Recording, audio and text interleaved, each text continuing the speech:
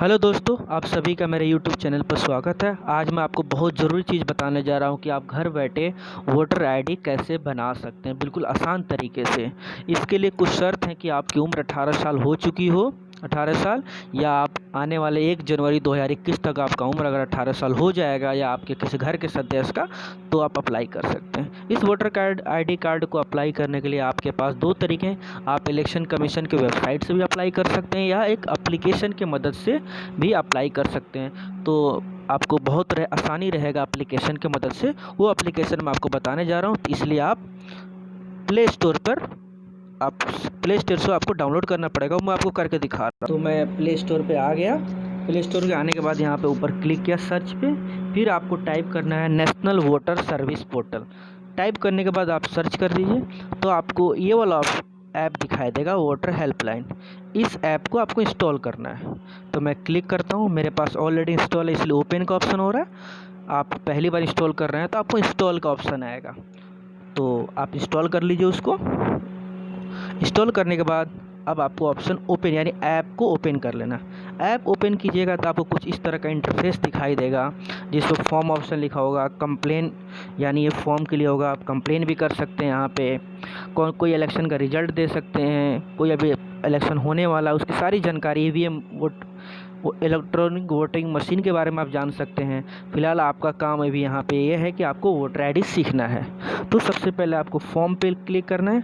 Form पे जब click कीजिएगा तो आपको बहुत सारे ऑप्शन दिखाई देगा। Apply online, new, transfer, shifting, deletion, ये अलग अलग ऑप्शन मैं अलग अलग आपको वीडियो में बताऊंगा कि आपको वोटर आईडी में नाम कैसे सुधार सकते हैं, उम्र कैसे सुधार सकते हैं, फ़ोटो कैसे चेंज कर सकते हैं।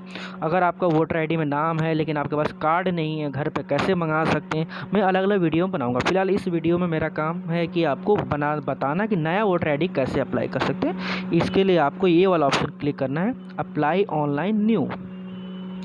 ठीक है, तो मैं इस पर क्लिक करता हूँ। फिर आपके पास 2 ऑप्शन दिखाई देगा, एक न्यू वोटर रजिस्ट्रेशन, एक नीचे ऑप्शन दिखाई दे रहा है ओवरसीज वोटर रजिस्ट्रेशन। ओवरसीज होता है जो इंडिया से बाहर रह रहे हैं कुछ फैमिली इंडियंस, उनके लिए है।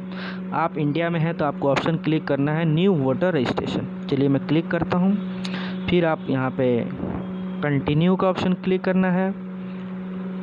कंटिन्यू के बाद आपका 6 स्टेप दिखाई दे रहा है, यानी 6 चरणों में आप इस फॉर्म को भर सकते हैं। सबसे पहले आप किस स्टेट के रहने वाले हैं वो स्टेट सेलेक्ट करना है। फिर आप कौन सी ज़िला में रहते हैं आपको, या डिस्ट्रिक्ट में रहते हो वो सिलेक्ट करना है। फिर आपका एरिया कौन सा, कॉन्स्टिट्यूंसी एरिया कौन सा है, एमएलए कॉन्स्टिट्यूंसी, जैसे विधानसभा का जो चुनाव होता है वो कॉन्स्टिट्यूंसी आपका कौन है, तो आप अपना लोकेलिटी यहाँ से सेलेक्ट कर सकते हैं। सेलेक्ट करने के बाद आपको फिर नेक्स्ट क्लिक करना है। नेक्स्ट क्लिक करने के बाद अब आपको अपना डिटेल्स फिल करना है। तो जैसे मेरा नाम आरिफ है, पहला नाम, तो मैंने आरिफ क्लिक कर दिया। फिर मुझे हिंदी में चाहिए तो हिंदी, आप चाहें तो उर्दू, अरबी, नेपाली, संस्कृत, उस लैंग्वेज में आप खुद से भी एडिट कर सकते हैं। सर नेम अगर है तो आप लिखिए, नहीं तो उसको छोड़ सकते हैं। सर नेम मानिए कि मेरा अंसारी है, तो मैं अंसारी ऑटोमेटिक हिंदी कर लिया। फिर डेट ऑफ बर्थ, सबसे पहले ऊपर ईयर लिखा होगा, आपको ईयर चेंज कर लेना है। सपोज़ मान लेता हूँ कि मेरा ईयर 90 है, 1 जनवरी 1990। ईमेल आईडी आप जैसे मैं कोई सा भी ईमेल आईडी ले लेता हूँ। मोबाइल नंबर आप जो आपका जो नंबर होगा वो सिलेक्ट कर सकते हो, मैं ऐसे रैंडम एक नंबर लिया हूँ। फिर उसके बाद आप अगर पुरुष हैं तो मेल पे क्लिक करेंगे, औरत हैं तो फीमेल पे, ट्रांसजेंडर हैं तो अदर पे। तो मेल ऑलरेडी सिलेक्ट हुआ है तो मेल। फिर उसके बाद आपको इसको टिक लगा देना है कि मैं भारत का नागरिक हूँ, सिटीजन हूँ। फिर दोस्तों अपना घर का नंबर देना है, यानी जो आपका एड्रेस है वो फिल करना है। सपोज़ मेरा हाउस नंबर 12 है, फिर उसको हिंदी में ट्रांसलेट करेगा ये। एरिया का नाम आपको लिखना है, फिर ये हिंदी में ट्रांसलेट हुआ। मैं सेम नाम इसलिए लिख रहा हूँ कि बस आपको समझाने के लिए। फिर आपका पोस्ट ऑफिस कहाँ पड़ता है, यानी डाकघर कौन सा नियरेस्ट, आपको वो फिल करना है। आपका पिन कोड क्या है, आपको वो सिलेक्ट करना है। फिर आप जो एड्रेस आप ऊपर लिखें उस पर कौन सा डेट से रह रहे हैं, तो वो डेट मान लीजिए कि कोई बचपन से रह रहा है, पैदाइश से, तो वो लिख सकता है। नहीं तो कोई 5 साल से, जो भी आपका डेट है, जिस डेट से आप वहाँ पे रह रहे हैं, जिस एड्रेस पे, उसको फिल कर देना आपको। सपोज मतलब बर्थ से ही, पैदाइश से ही मैं वहाँ रहता हूँ, तो वो एड्रेस डाल दिया। एक रैंडम है ये। अगर सेम एड्रेस, अगर आपका टेम्प्रोरी एड्रेस यानी जो फ़िलहाल आप रह रहे हैं और परमानेंट अस्थाई पता अगर दोनों सेम है तो आप सेम एज अबव इस पर टिक लगा देना है, तो ऑटोमेटिक नीचे का एड्रेस फिल कर दिया जाएगा। नहीं तो अगर दूसरा है परमानेंट एड्रेस तो आपको नीचे लिखना पड़ेगा। जैसे मैं इसको हटा रहा हूँ तो आप फिर से, जैसे परमानेंट एड्रेस का आपका हाउस नंबर मानिए 248 है, तो ऑटोमेटिक यानी वो एड्रेस को चेंज करना। अगर सेम है तो सेम पर क्लिक करना है, फिर नेक्स्ट पे। नेक्स्ट पे करने के बाद आप अपने फादर का नाम लिखेंगे यहाँ पे। अगर कोई लेडी है, उनकी शादी हो चुकी है तो अपने हस्बैंड का नाम लिखेंगी वहाँ पे वो, नहीं तो अनमैरिड है तो अपने फादर का नाम वहाँ पे लिखेंगे। तो मैं अपने फादर का नाम मैं यहाँ पे टाइप कर रहा हूँ, फिर ये हिंदी में ट्रांसलेट। फिर उनका सरनेम अंसारी है तो अंसारी। फिर उनसे क्या रिश्ता है, किनका नाम मैं वहाँ लिखा हूँ फादर, तो मैं फादर लिख रहा हूँ यहाँ पे। फिर उसके बाद यहाँ पे टिक लगाना है कि अगर आपको दिखाई नहीं देता आँख से, आप सुन नहीं सकते हैं, बोल नहीं सकते हैं, तो दूसरा ऑप्शन है। अगर आप विकलांग हैं तो आपको यहाँ टिक लगा सकते हैं। अगर कुछ नहीं है आप, तो आप नेक्स्ट पे क्लिक करें। तो आपको यहाँ पे देखिए, यहाँ पे आपको फ़ोटो क्लिक करना है, एज डिक्लेरेशन है, एज का कोई प्रूफ देना है आपको, फिर आपका एक एड्रेस प्रूफ देना है। यहाँ पे एक एक करके मैं आपको बताऊँगा। योर फोटोग्राफ पे क्लिक करके जब आप क्लिक करेंगे तो एक कैमरा का ऑप्शन आ जाएगा, फाइल आएगा, एल्बम। पहले से फ़ोन में अगर पड़ा हुआ है गैलरी में तो आप एल्बम क्लिक कर सकते हैं। फाइल्स यानी आपके फ़ोन मेमोरी कार्ड में अगर कहीं रखा हुआ आपने पहले से पासपोर्ट साइज़, वो कर सकते हैं, या आप कैमरे से फ़ोटो ले सकते हैं डायरेक्ट। सपोज़ मान लीजिए कि मेरे पास ऑलरेडी पहले से पड़ा हुआ है फ़ोन में, तो ये मैंने यहाँ से सेलेक्ट कर लिया। फिर इसको अपने से आप रिसाइज कर सकते हैं, फिर आपको क्रॉप पे क्लिक करना। ये हो गया। अगला ऑप्शन है एज डिक्लेरेशन। एज डिक्लेरेशन के लिए आपको यहाँ पे ऑप्शन दे रहा है डाउनलोड एज डिक्लेरेशन फॉर्म। तो जब आप यहाँ पे क्लिक कीजिएगा तो आपको एक फॉर्म डाउनलोड हो जाएगा, उसको प्रिंट आउट करवा कर आपको मार्केट से उसको फिल कर कर अपना नाम पता साइन कर हस्ताक्षर कर कर फिर आपका फ़ोटो क्लिक करके फिर आपको यहाँ से अपलोड करना है एज डिक्लेरेशन पे। फिर मान लीजिए कि मेरा एज डिक्लेरेशन यही एज डिक्लेरेशन है, मैं फ़ोटो को ही ले लिया हूँ।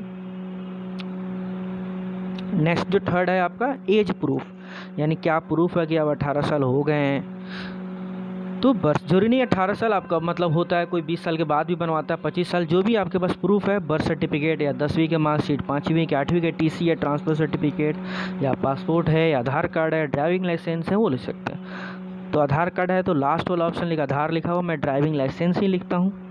तो ड्राइविंग लाइसेंस पे क्लिक करके एज प्रूफ पे क्लिक करना है। फिर मैं गैलरी पे जाता हूँ, फिर मैं यहाँ से फ़ोटो सेलेक्ट करता हूँ। ये मेरा ड्राइविंग लाइसेंस है, तो इसको मैं कर दिया क्रॉप, फिर क्रॉप पे क्लिक किया हूँ। फिर अगला है यहाँ पे आप देखिए एड्रेस प्रूफ लिखा हुआ है। तो एड्रेस प्रूफ के सामने लिखा है कि कौन सा डॉक्यूमेंट आप अपलोड करना चाह रहे हैं, पासपोर्ट या ड्राइविंग लाइसेंस या पासबुक या राशन कार्ड, आपके वाटर बिल, बिजली के बिल है, पानी के बिल है, आपका गैस कनेक्शन है, या आपके नाम से कोई पोस्ट ऑफिस से लेटर आया हुआ है, तो आप कोई सा ऑप्शन सेलेक्ट कर सकते हैं। फिर मैं ड्राइविंग लाइसेंस सेलेक्ट कर सकता हूँ। तो फिर एड्रेस प्रूफ पर क्लिक करने पर आपसे ऑप्शन आ जाएगा, एल्बम में रखा हूँ मैं पहले से फ़ोटो क्लिक करके, तो ड्राइविंग लाइसेंस मैंने ले लिया, सेलेक्ट कर लिया। फिर इसको थोड़ा अच्छा से आप रिसाइज कर लीजिए। फिर क्रॉप, ऊपर एक क्रॉप का ऑप्शन यहाँ दिया होगा, आपको यहाँ क्लिक करना है। तो मेरा चारों डॉक्यूमेंट्स अपलोड हो चुका है। फिर मैं नेक्स्ट पर क्लिक करूँगा। नेक्स्ट पर क्लिक करने के बाद आपका बर्थ कहाँ हुआ था। कई बार ऐसा होता है कि बच्चों के आप कहीं मामा घर गए हुए हैं, कहीं घूमने गए हुए हैं, वहाँ आपकी पैदाइश होती है बर्थ, तो एड्रेस लिखना। अगर आपके घर पे हुई है तो आप यहाँ पे स्टेट अपना सेलेक्ट कर सकते हैं, अपना डिस्ट्रिक्ट सेलेक्ट करना है अगली ऑप्शन। फिर आप कौन से गांव या कौन से कस्बे में पैदाइश हुए तो वो लिखना है। फिर आपको यहाँ टिक लगाना है कि ये इस चीज़ का प्रमाण है कि आप कहीं और अप्लाई नहीं किया आपने और आप पहली बार अप्लाई कर रहे हैं। तो ये टिक लगा दिया मैंने। फिर यहाँ पे कर दिया, एक ऑप्शन दिया हुआ है कि जो भी जानकारी दे रहा हूँ मेरे हिसाब से वो सच है, सही है। फिर आप कहाँ से फॉर्म आप फिल कर रहे हैं वो मोहल्ले का नाम लिख दीजिए, आप शहर का नाम लिख दीजिए, डेट आपने फिर डन पे क्लिक कीजिए। डन पे दोस्तों क्लिक कीजिएगा तो आपका पूरा फॉर्म आएगा कि देखिए यहाँ पे कौन सा स्टेट है, डिस्ट्रिक्ट, असेंबली कॉन्स्टिट्यूंसी कौन सा है, नाम क्या है, हिंदी में नाम सही है कि नहीं, surname, date of birth, email ID देखिए, फिर यहाँ पे करेंट एड्रेस, परमानेंट एड्रेस मेरा दोनों सेम था इसलिए सेम है, आप चेंज कर सकते हैं। फिर उसके बाद देखिए आप चेक कर लीजिए फ़ोटो। एज डिक्लेरेशन दोस्तों मैंने फॉर्म फिल नहीं किया, डायरेक्ट अपना फ़ोटो ही अपलोड कर दिया। एज प्रूफ में मैंने ड्राइविंग लाइसेंस वो शो कर रहा है, एड्रेस प्रूफ मैंने ड्राइविंग लाइसेंस शो कर दिया हूँ। फिर बता रहा हूँ कि मैं बिहार में पैदा हुआ था, कहीं और अप्लाई नहीं किया हूँ। फिर जैसे ही दोस्तों आपको एक यहाँ जो कन्फर्म का बटन है उस पर ऑप्शन यानी कन्फर्म पे जैसे ही क्लिक कीजिएगा तो आपको एक रेफरेंस नंबर आ जाएगा, थैंक यू फॉर सबमिटिंग। वो मैं आपको अगले वीडियो में बताऊंगा कि उस रेफरेंस नंबर से कैसे चेक कर सकते हैं आपका बने या ना बना। Thank you for watching my video. अगली वीडियो में ज़रूर बनाऊंगा अभी कि आपका एक रेफरेंस नंबर से कैसे फॉर्म अप्लाई कर सकते हैं, यानी कैसे चेक कर सकते हैं आपका बना या ना बना। Thank you.